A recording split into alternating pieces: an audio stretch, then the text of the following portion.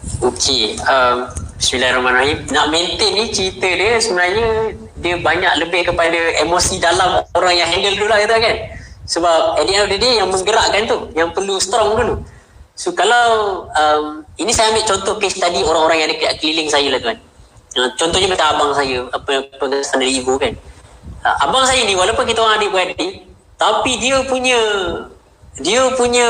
api tu kan dalam diri tu macam tak pernah padam tau. Tak tahu kenapa. And saya tahu abang saya sebenarnya tak sihat sangat. Dia memang ada sakit panggil apa sakit darah lah yang menyebabkan dia akan exhausted sepanjang masa. Dia ada ITP nama macam tu lebih kurang. Tapi orang tak pernah nampak dia exhausted. Dia memang kalau kat company tu dia lah yang paling semangat lain macam kan.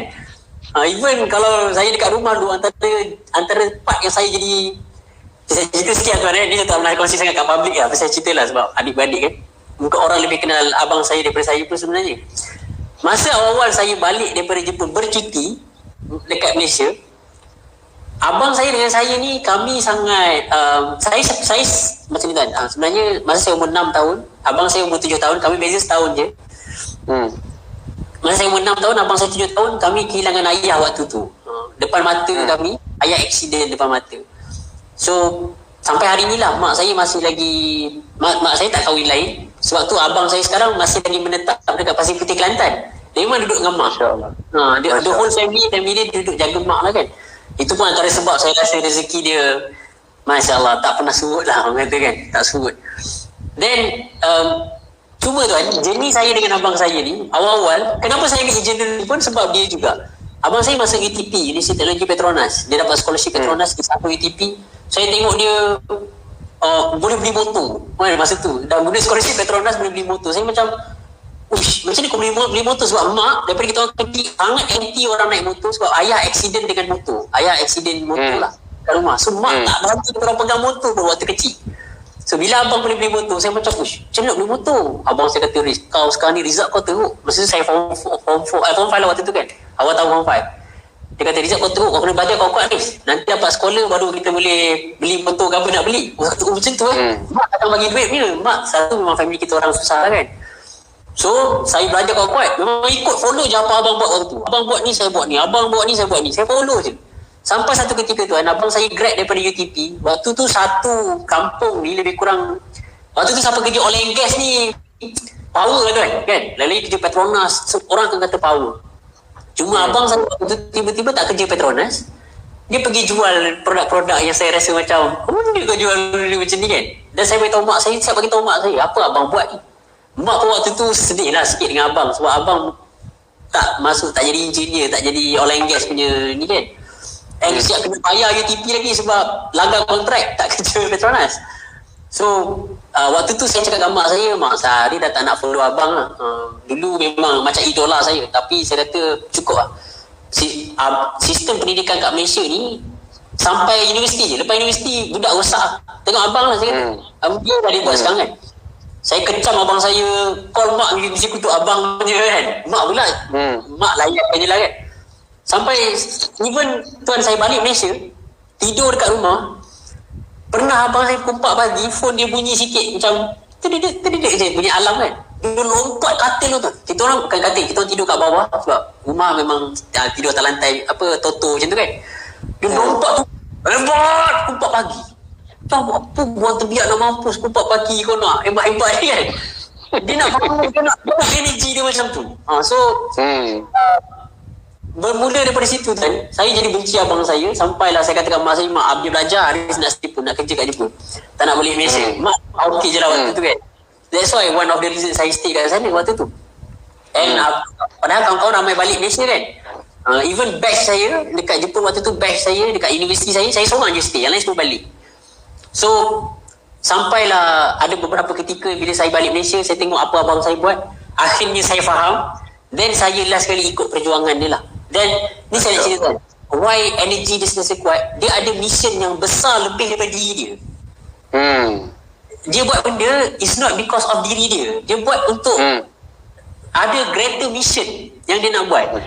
Saya ingat bila ada satu time bila even dia tak boleh nak jawab kenapa dia buat benda tu dulu, tapi ada seorang coach yang datang, Ibu Hanim waktu tu. Ibu Hanim datang tanya abang saya kenapa buat carnivore. Dia pun tak boleh nak jawab dengan very clear, tapi Ibu Hanim korek, rupanya dia dapat answer. Dia dapat one answer yang saya amazing kan benda ni kan. Sebab abang saya pernah buat bisnes jatuh bangun, akhirnya buat carnivore. Kenapa daripada dulu tak buat carnivore? Kenapa tiba-tiba buat carnivore? Bila dia tanya, rupanya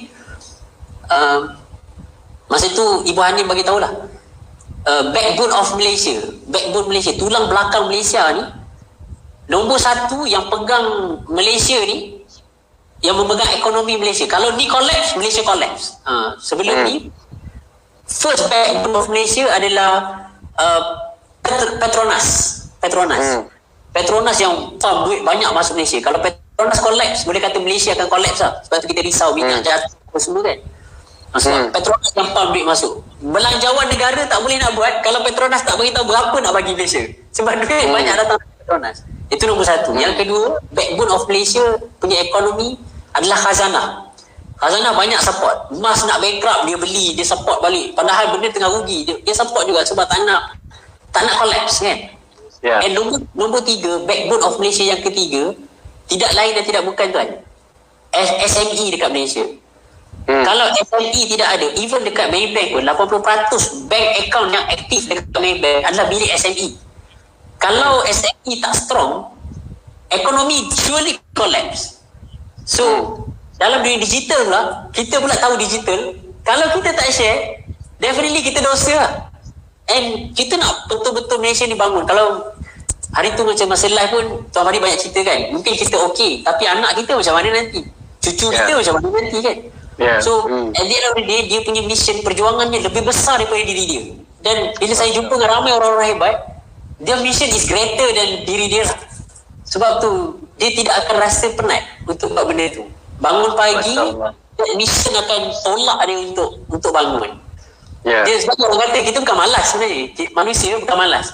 Walaupun kita akan tengok ramai orang malas kan, sebenarnya mereka bukan malas. Mereka tidak ada clear vision, mereka tidak ada satu inspirasi untuk mereka bangun, bangkit setiap hari dan buat kerja. Tak ada benda tu, jadi malas lah. Kesan akhirnya malas kan. Tapi kalau ada greater mission tu sebenarnya dia tidak akan putus ya tuan.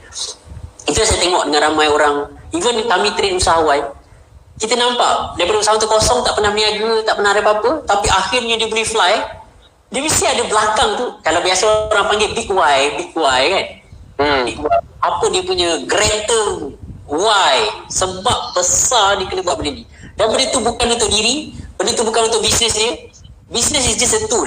Business hanyalah tu. Business adalah kereta je. Kereta mencapai mission kan. Dan duit perlu ada dalam kereta, sebab duit macam minyak, kena masuk minyak baru kereta gerak kan. Lagi besar kereta, lagi power minyak kena masuk. Kalau tak boleh nak gerak kan. Tapi dia punya mission yang kita dah tekan waste awal-awal ni untuk kereta tu pergi, dia sangat besar punya mission. Lagi besar mission, lagi power. Sebab tu fundamental buat bisnes, dia mesti selesaikan masalah. It's not your problem, it's other people problem. If your mission dalam bisnes adalah selesaikan masalah you, dah dapat 1 million, kita jadi bengong, kita relax, kita buat benda mengarut, kita jatuh balik. Dan dia tidak akan sustain lah. Dia tidak akan sustain. Dan last kali tepi ni customer journey apa semua dia akan datang sebab kita punya mission depan tu dah clear. So untuk kapal ni kuat, kereta ni padu, dia mesti kena support dengan this technical knowledge lah kan. Digital marketingnya, customer journey-nya, financial punya strateginya kan, human development punya ceritanya dalam company untuk kita pergi lebih jauh. Tapi at the end of the day, mission tu tuan. Yang tu kalau tanya saya pun tak sehebat Tuan Fahdi, saya tak sehebat orang-orang yang saya kenal.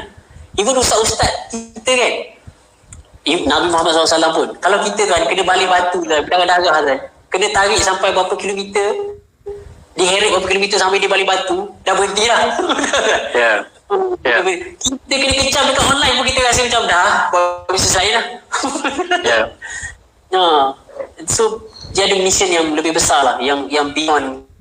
Ada orang dia start dengan mission untuk family je dulu, it's okay, tapi jangan, yang penting bukan kita punya needs yang kita nak penuhi. Kita nak penuhi needs orang lain, mak kita ke, ayah kita ke, anak kita ke, isteri kita. That kuasa akan bawa kita pergi lebih jauh.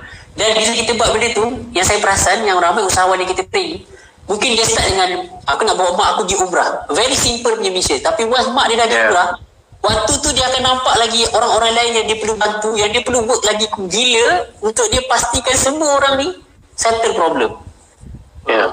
Dia mesti start dengan orang lain lah, insyaAllah. Masya Allah, luar biasa.